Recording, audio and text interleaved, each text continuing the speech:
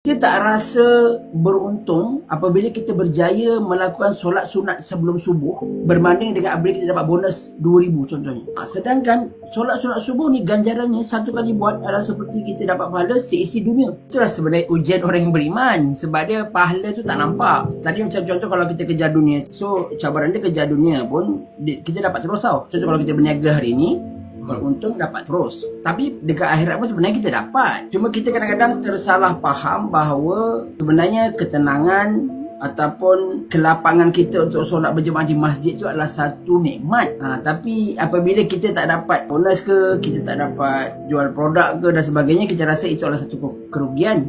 Tapi dalam masa yang sama, kita berjaya solat 5 waktu selesai semalam. Lepas Ustaz ingati saya itu, I dah start buat. Actually the thing is, kita selalu kena diingatkan.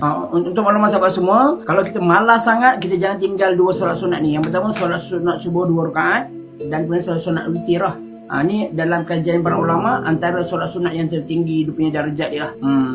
Tapi kalau dalam bulan Ramadan spesifik dia 2 tadi tu, kemudian solat sunat tarawih lah. Solat sunat tarawih ni hanya dalam bulan Ramadan saja. Dan jika kamu nak belajar sedikit bagaimana untuk mengupgradekan bulan Ramadan anda, sila klik di link kat bio saya.